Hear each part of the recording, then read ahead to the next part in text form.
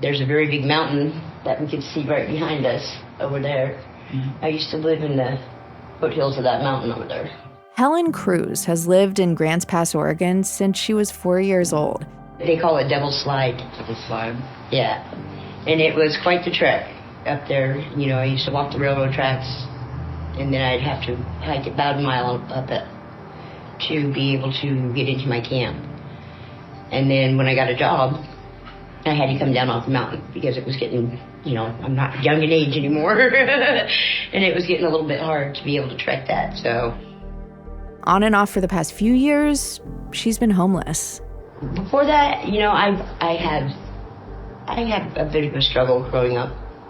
Both my parents were alcoholics. We moved a lot. You know, every time I would see Mom and Dad putting our clothes into a garbage bag and throwing them into the back of the station wagon, it was time to go because they hadn't paid the rent, you know. And it's not because Mom and Dad didn't have money or jobs. There was just no houses. So we lived in a tent. Cruz cleans houses during the day, and up until recently, slept in her car or in a tent in one of the parks in Grants Pass.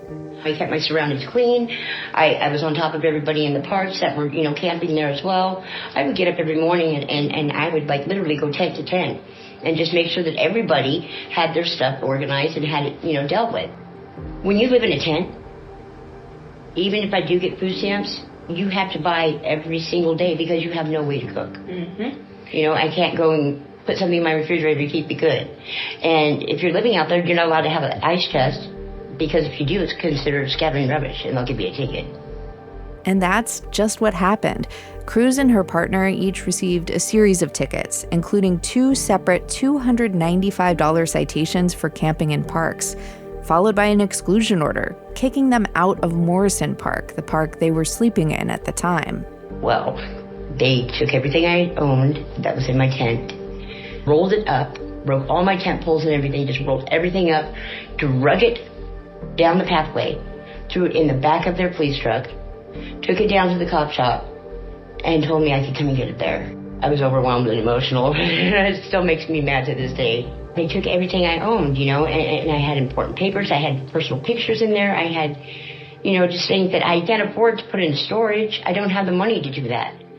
But then Cruz saw something written at the bottom of her citation. I read the fine print at the very bottom of one of those notices, and it said you have the right to appeal. I wanted to make a difference somewhere, you know, maybe open people's eyes and hopefully, you know, see a change, make a difference somewhere. Helen Cruz's case is one of many that have appeared before the courts as cities up and down the West Coast have passed laws trying to regulate the activities of people who don't have a home. And Grants Pass is at the center of the biggest case of all, a case that could change homelessness policy across the entire country. The Supreme Court heard oral arguments in that case, Grants Pass v. Johnson, in April. They could release their ruling as early as June. I'm Jen Chavez, and this is The Evergreen, a podcast about the place you call home.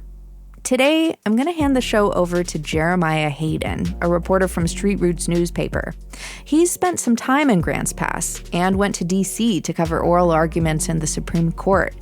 He's going to tell us how this small city in Oregon came to be at the center of a Supreme Court case and what it all might mean for the country. The issue at the heart of Helen Cruz's case is the same issue at the heart of the case in front of the Supreme Court. To what degree can cities enforce regulations on where and when people can sleep outside, especially if they don't have alternate shelter space available? Or put another way, can people be punished for being homeless even if they don't have anywhere else to go? In the small city of Grants Pass, there's only one shelter. Gospel Rescue Mission is a high barrier shelter. That means residents are required to abstain from using substances, attend daily Christian services, and abide by a host of other rules as a condition of their stay. The mission requires residents to turn over all medications and stay nicotine-free. It does not permit socializing between members of the opposite sex except at approved events. And the mission acknowledges gender and sexuality in what they refer to as biblical terms, meaning residents must, quote, dress and behave according to their birth gender. Brian Boteller is the mission's executive director. The Gospel Rescue Mission is one kind of solution for one kind of homeless person. It's not the solution for all homeless people. Grants Pass v. Johnson is in front of the Supreme Court right now. But originally the case was Grants Pass v. Blake in 2018. Deborah Blake lived in the parks of Grants Pass, and Boteller said she wasn't able to stay at the mission. I don't know that she was ever diagnosed. She struggles with mental illness. She doesn't do well in a group living situation, right? Okay, in a dormitory environment. She had been in the mission before, and she wouldn't do well. She'd become very disruptive and everything. On March 28, 2013, the Grants Pass City Council held a community roundtable to, quote, identify solutions to current vagrancy problems. In its own words, the purpose was to focus on developing strategies to modify behavior and connect people to services. At that meeting, Lily Morgan, the council president, stated, quote, the point is to make it uncomfortable enough for them and our city that they will want to move on down the road. City code explicitly bars anyone from sleeping in public spaces, including parks, sidewalks, and in cars, or using sleeping materials, like a blanket, for the purpose of maintaining a temporary place to live, under threat of criminal and civil penalty. In city code, parks are defined as city halls, community centers, police and fire stations, parking lots, traffic islands, or urban beautification areas owned or maintained by the city, basically everywhere. Boteller said for people like Deborah Blake, the city didn't have much choice. Deborah Blake probably wouldn't have had options. She was so disruptive that somebody that would normally say, you can come stay at my house, would find that she'd be prone to, be disruptive. The cops say, well, look, I don't know where you're going to go, but you can't stay here. We've got to enforce the rules and everything, and you can't stay here. And so, okay. So she does anyways. Okay. Now what are they going to do? Well, they're going to give her a trespassing. Then once she's guilty of trespassing, then the fines start stacking up, right? Okay, then it's either jail or fines. The Oregon Law Center filed a class action lawsuit on behalf of Deborah Blake. She died in 2021, and Gloria Johnson and John Logan stepped in as class representatives as the case made its way through the appeals process. That's how Grants Pass v. Johnson ended up at the Supreme Court. This whole case rests on another case decided in 2018, just 6 weeks before Blake filed her lawsuit. The U.S. Court of Appeals for the Ninth Circuit ruled that Boise, Idaho had violated the constitutional rights of homeless people by imposing criminal penalties for sleeping and camping outdoors, even though the city didn't have enough shelter beds. That case is called Martin v. Boise, and it upended the way cities felt they could deal with people who are homeless. Can a city regulate where people sleep if they don't have enough shelter beds for everyone? How do you even count if there are enough beds for everyone? And does it matter if the shelter beds are in a place that has a lot of restrictions? If you make certain areas where people can sleep outside, can you force people to go there? Every step of this process, we've been advised by city attorneys, and they know Martin v. Boise inside and out, and they believe that what we are doing comports with Martin v. Boise. That's Portland Mayor Ted Wheeler when he was asked about a street camping ban passed by City Council in 2022. Many cities are hoping that the Supreme Court ruling in Grants Pass v. Johnson will change or clarify Martin v. Boise. A friend of the court, or amicus brief, submitted by the city and county of San Francisco said that Martin v. Boise has hamstrung its efforts. It reads, by restricting San Francisco's ability to enforce those laws, judicial intervention has thwarted both the city's ability to provide services to persons experiencing homelessness and its ability to protect the health, safety, and welfare needs of its residents as a whole. Even the Gospel Rescue Mission filed a brief in support of Grants Pass, saying that without penalties, fewer people have used the mission's services. What's unique about the amicus briefs in support of the city of Grants Pass is that they had bipartisan support. So there were sort of politically oriented entities that could be construed as both conservative and as progressive in favor of the Grants Pass appeal. That's Sarah Rankin. She's a professor at Seattle University School of Law and the director of the Homeless Rights Advocacy Project. One thing that was clear from the Supreme Court's oral arguments on this case in April, laws addressing homelessness are complicated. That is a difficult policy question. This is a complicated policy question. You've said several times that it's a difficult policy question, a complicated policy question. I think everyone would agree with that. I'm saying that's a policy question that is quite difficult. You're right. It's a very, very difficult policy question. Much of the conversation between the justices and the lawyers on each side was around the issue of status. Is this law in Grants Pass punishing people for their conduct or for the status of being homeless? Here's an exchange between Justice Sotomayor and the lawyer representing the city of Grants Pass, Theane Evangelos. It's only stopping you from sleeping in public if you, for the purpose of maintaining a temporary place to live.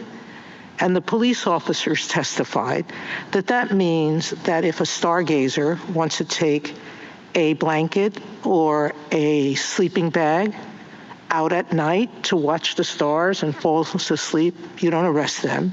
You don't arrest babies who have blankets over them.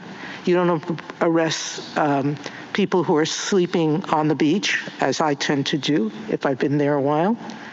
You only arrest people who don't have a second home. Is that correct? Well, who don't have a home. So, no, these laws are generally applicable. They apply to everyone. That's what you want to say. Give me one example, because your police officers couldn't.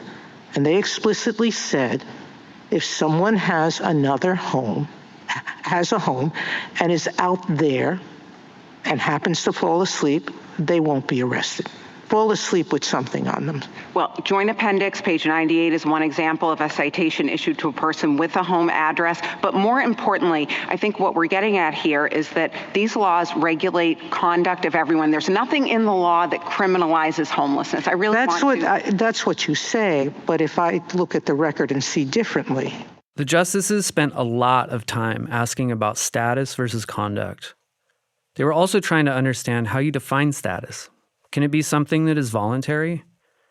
Here's another exchange between Justice Alito and Evangelos. Do you think that someone who is a drug addict is absolutely incapable that all people who are drug addicts are absolutely incapable of refraining from using drugs?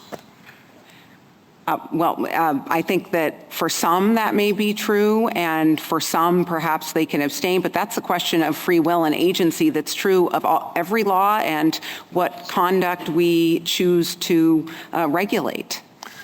All right, then compare that with a person who absolutely has no place to sleep in a particular jurisdiction. Does that person have any alternative other than sleeping outside? So I think we'd have to ask all of the questions I mentioned earlier about what alternatives they might have had yesterday. They have none. They have absolutely none. There's not a single place where they can sleep. If that's true, then that may be the case. And in that case, at least in Oregon, they would have a defense of necessity. So the point is that the connection between drug addiction and drug usage is more tenuous than the connection between absolute homelessness and sleeping outside. That defense of necessity, that's something that the Oregon legislature codified when they amended a state statute in 2021 in response to the Martin v. Boise decision. It's a relatively short, new statute, and it says this: any city or county law that regulates the acts of sitting, lying, sleeping, or keeping warm and dry outdoors on public property that is open to the public must be objectively reasonable as to time, place, and manner with regards to persons experiencing homelessness. Rankin says she thinks the Supreme Court justices were looking for a way to avoid rendering a decision.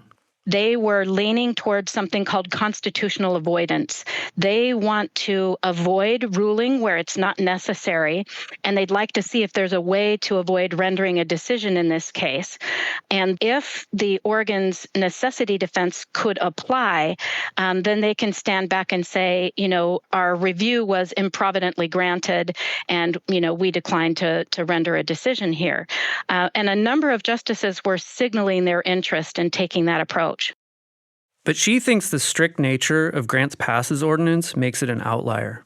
The difference in Grants Pass is that they had a citywide prohibition. They criminalized sleeping across the city. What's at issue in Johnson is saying there is 0 locations where someone, even if they lack a reasonable alternative, there are 0 locations right now in Grants Pass where it's legal for someone to sleep outside.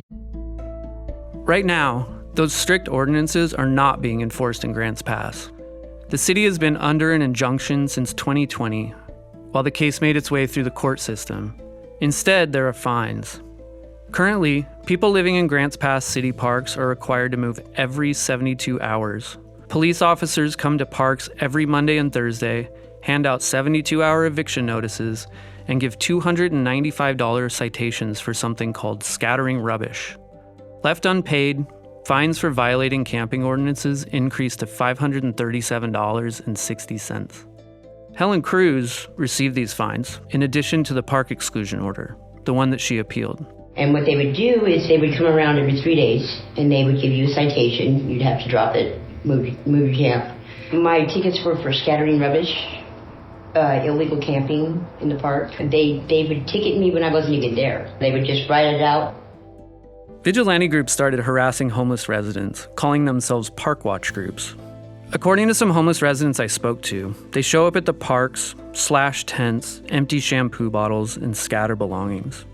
A nonprofit organization called MINT, or Mobile Integrative Navigation Team, offered to help park residents move their tents every Saturday. Cassie Leach is the CEO and co-founder of MINT. When the Supreme Court held oral arguments in April, she was listening. I woke up and I listened, obviously, to the Supreme Court case. And while I was listening to it, one of the ladies I helped, she's 62, blind in one eye, but she has a cat named Sylvester, and she has to switch parks each week. But anyways, she was at Fruitdale Park and had to move to Tussing on Saturday, and Sylvester wasn't there and he was missing. So Monday morning, I took her to Fruitdale to look for Sylvester, listened on my phone while I was doing that, then went back. When it was over, I went to Tussing Park. MINT has been working to retrofit a building in downtown Grants Pass, turning it into an emergency shelter and navigation center. I first met Cassie Leach at that building in February and rode along with her that afternoon to meet with local residents living in the parks. Our goal of that building is really just to meet community need and create a daytime space that's psychologically safe, where people can come and access resources and, connect with their case manager, or if they're on the list for substance use, like it's a safe place for them to go before they go to treatment. In April, the Grants Pass City Council unanimously approved a special use permit for MINT's new navigation center and emergency shelter. Leach said she's starting to see a change in the city. Well, in Grants Pass, I can't speak for the rest of the nation, but there's a weird unification happening, and it's beautiful. The city council unanimously approved our property, which included shelter, right? That's never happened in Grants Pass. And one of the leaders of Park Watch is installing new floors for us for free. And that to me is just beautiful, because we are fundamentally disagree on how to treat the unhoused, but we can come together on the 2 points of, we both want them out of the park and we both want a place for them to go that's safe. Leach got a call recently from the police chief who wanted to talk about how to keep Little League kids safe at the park where they play. Little leaguers shouldn't have to scum the park, their field for needles. They shouldn't, and we can all agree on that. But, it becomes a different public safety concern, when we have 100 kids in Morrison Park and dozens of campers, and I understand and appreciate that. But the fact that he wants to reach out to me, and obviously I'm going to advocate for the folks, is great. Meanwhile, Leach estimates there are over 1,000 people who are homeless in Grants Pass right now. More and more new people I'm helping, and one guy we just got into treatment, him and his mom were new out here. There's a family of 6 that showed up a week and a half ago. And, it's just, we're just starting, and it's just devastating. And we have not began to even bend the curve on building. We need to build more affordable housing. The Supreme Court is expected to render a judgment as early as June. Helen Cruz isn't so sure it will change much in Grants Pass. Now, as far as when it comes down to what the Supreme Court does, I see if it rules in our favor of the homeless, wonderful. But I still don't see much that's going to be done. I really don't. But she remains hopeful. I had a hard upbringing, but you know what? I'm pretty resilient and resourceful. And by the grace of God, I'm still here today, And my will and determination to see what's right and wrong is brought me a long way. That was Jeremiah Hayden, a reporter for Street Roots newspaper.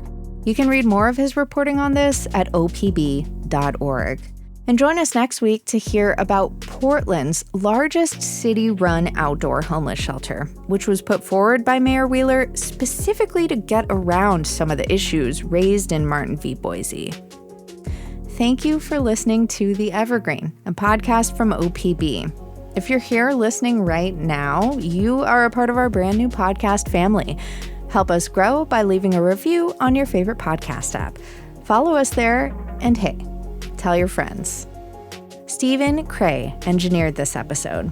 The OPB podcast team also includes Mia Estrada, Julie Sabatier, and Sage Van Wing. Jeremiah Hayden and Dave Miller conducted the interviews you heard. The music in this episode comes from Audio Network. And hey, if you ever have a question for us, please do not hesitate to reach out. You can email us at theevergreen@opb.org. I'm Jen Chavez. Catch you later.